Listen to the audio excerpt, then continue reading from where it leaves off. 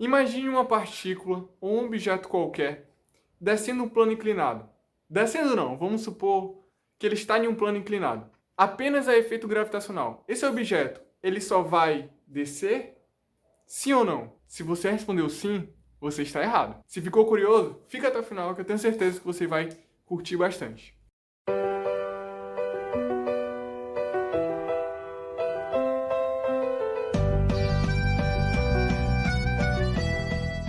Galerinha, tudo bem com vocês? Meu nome é Adriel, sou fundador do projeto PFM desse canal. E eu estou aqui trazendo mais um vídeo para vocês. E dessa vez, galera, eu estou trazendo um vídeo de experimentos, digamos assim, com análises matemáticas e análises dimensionais sobre o cone duplo, que é esse objetozinho aqui.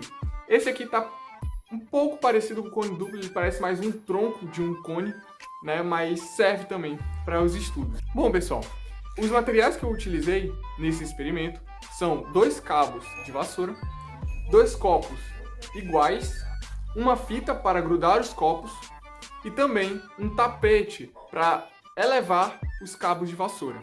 Além desses objetos que eu acabei de falar, eu também utilizei o cilindro para meio que contrariar um experimento e outro. Primeiramente, eu soltei o cilindro, como vocês podem ver aí, eu soltei o cilindro de uma certa altura no plano inclinado. O cilindro desceu. Obviamente, é meio intuitivo pensar que o cilindro iria descer, correto?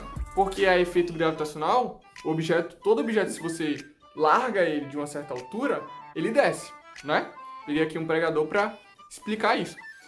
Mesma coisa aconteceu no vídeo. Mas quando eu mostro o duplo cone, ele sobe. Ué, ele tá meio que com a gravidade está invertida aí? Não. O que acontece é o seguinte: todo objeto possui um centro de massa, certo? Todo objeto possui um centro de massa. E esse centro de massa, ele tende, se ele está a uma certa altura, ele tende a diminuir. Porque todo objeto a uma certa altura em relação à superfície da Terra, ou ele desce ou ele sobe. Mas se está apenas em efeito gravitacional, ele vai apenas descer. E existe um ponto da física chamado conservação de energia.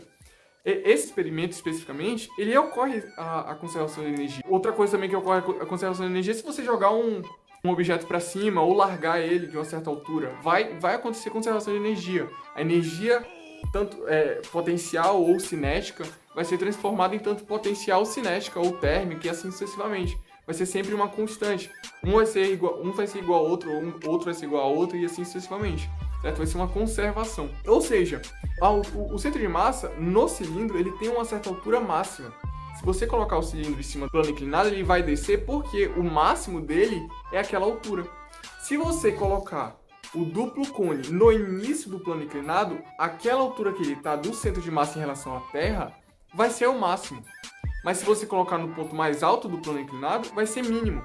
É essa questão que acontece aqui. E como todo objeto ele tende a transformar energia, e a energia potencial gravitacional, digamos assim, do centro de massa do duplo cone, ele é maior no início, ele vai querer perder ou transformar aquela energia. É por isso que o duplo cone, ele parte do repouso e começa a se movimentar e ele sobe o plano inclinado, ou seja, ele transforma a energia potencial gravitacional em energia cinética de translação e de rotação do objeto, certo? É basicamente isso que acontece. Isso é a teoria do problema. Se você olhar atentamente, você vai ver que o objeto ele parte de uma certa altura, do centro de massa máxima, e ele vai descer, mas o objeto ele vai estar tecnicamente subindo, mas o centro de massa vai estar descendo, certo? Então é por isso que nem todo objeto ele tende a descer sob o efeito gravitacional.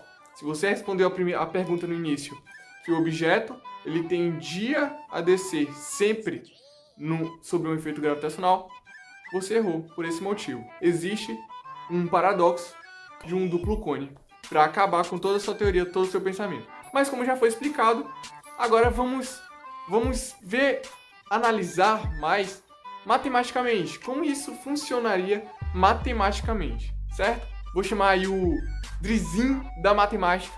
Espero que ele consiga aí explicar direitinho, beleza? Vamos lá, Drizinho. Boy. E aí, Drizinho da física, beleza? Bom, vamos tentar aqui explicar, né? Analisar matematicamente este problema. do cone duplo, certo? Então vamos lá. Primeiramente eu vou falar um pouco sobre o centro de massa e o conservação de energia, que o Drizinho da física não explicou muito, né? Ele só tocou no ponto.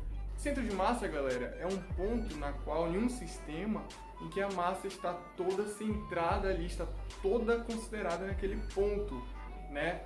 E basicamente a gente encontra esse centro de massa fazendo simetrias, né? Se o corpo ele é uniforme e homogêneo, ou seja, ele é distribuído por um mesmo material em todo o corpo e ele possui simetrias, ou seja, ele é bonitinho, então o que acontece? Basta você traçar duas linhas, uma na vertical e outra na horizontal, e o ponto, claro, deixando simétrico ambos os lados, cima e embaixo, esquerda e direita. O que acontece é que aquele ponto de encontro entre as retas vai ser o centro de massa.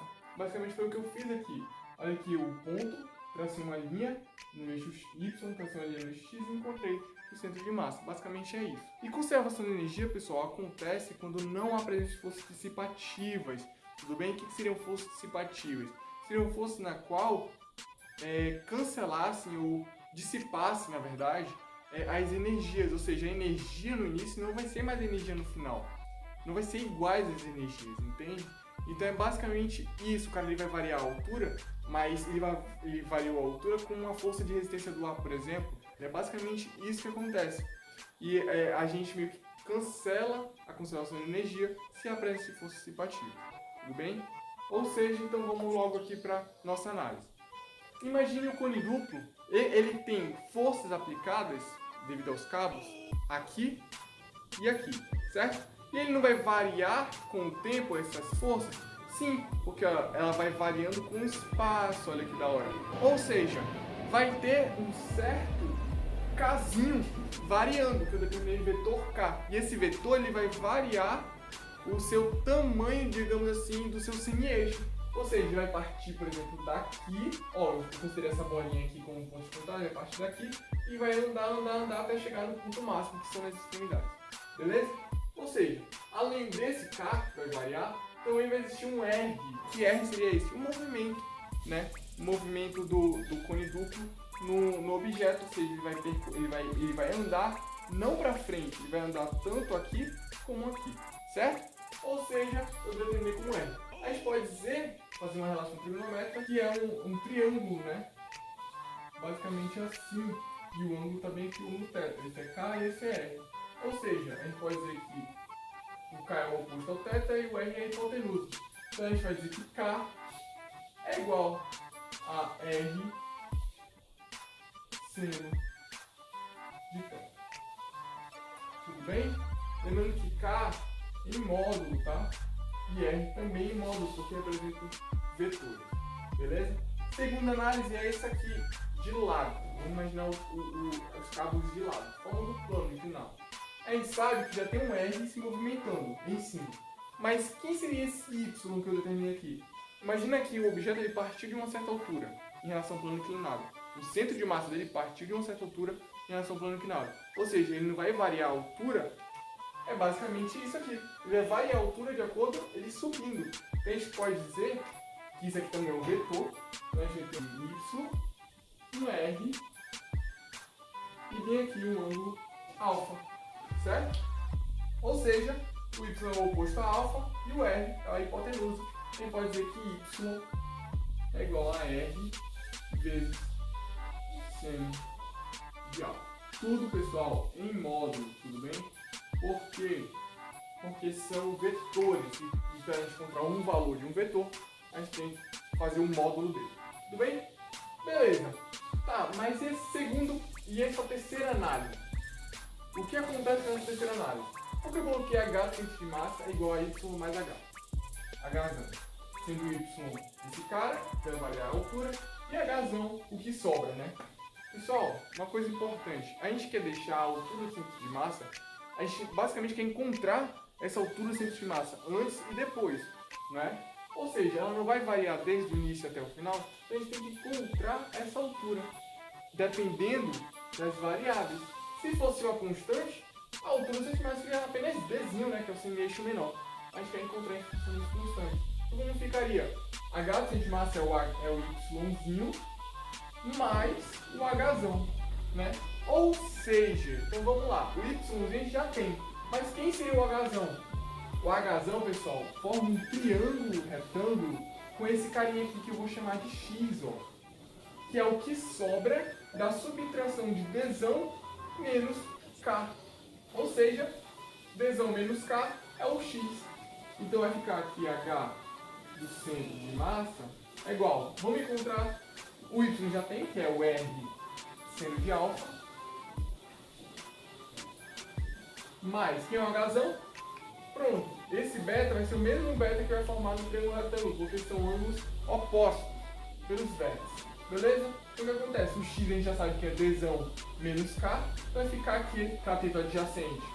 H é o cateto oposto, então o ângulo vai ficar tangente de beta. A gente sabe que Hzão vai ser Dzão menos K tangente de beta. Então a gente vai ter que H do centro de massa vai ser R seno de alfa mais Dzão tangente de beta menos, quem é o K? R seno teta. Vou substituir. K, R seno teta tangente de beta. Vamos juntar esse cara com esse, colocar em evidência o R, vai ficar aqui o H do centro de massa é igual a... Lembrando que Dzão tangente de beta é a relação trigonométrica desse cara aqui, ó. Cateto oposto pelo adjacente. Logo Dzão é... Logo Dzinho é Dzão tangente de beta. Ou seja, a gente pode chamar esse cara aqui de Dzinho. A gente vai ter que Dzinho mais R, que multiplica seno de alfa menos seno de teta tangente de beta. Eita, agora sim. Agora a gente encontrou a relação. Ah, e se esses caras zerarem? Significa que a altura do centro de massa vai ser B. Olha que interessante.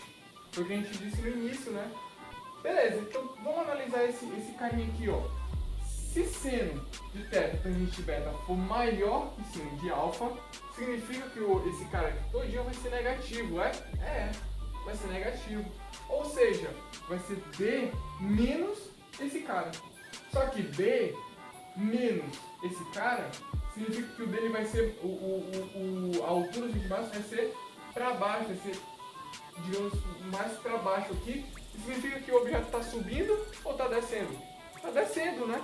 Significa que ele está descendo, ou seja, ele está aumentando o centro de massa dele, certo? Ou seja, ele está deixando o centro de massa dele mais para cima. E com isso ele vai estar descendo o plano inclinado e não subindo o plano inclinado. E é por esse motivo que, no caso do plano duplo, ele vai subir o plano inclinado. Porque esse cara aqui vai ser positivo. É isso, basicamente isso que acontece. Ou seja, o seno de alfa vai ser maior que o seno de teta vezes a tangente de beta. Interessante, né? Essa análise aqui, se você quiser fazer em casa, e você pega uma réguazinha, né? Determina esses determinados ângulos. Alfa, que é o ângulo que faz com a barra, com o solo. Esse teta é o ângulo entre os cabos. O beta é o ângulo interno interno do cone duplo e assim vai, né? E é basicamente isso que acontece aqui. Bom, pessoal, essa aqui foi a análise matemática. Espero que vocês tenham gostado do vídeo. Se curtiu, se não entendeu muita coisa, na verdade, comenta aí embaixo. E se tu curtiu, curta, dá like e se inscreva, que vai ajudar bastante. Compartilha com quantas pessoas você quer, quanto pai, mãe, todo mundo, família inteira, que eu tenho certeza que todo mundo vai curtir bastante, certo? Todo mundo vai querer comentar e tudo mais. Beleza? Então é isso, eu vou ficando por aqui. Valeu, falou!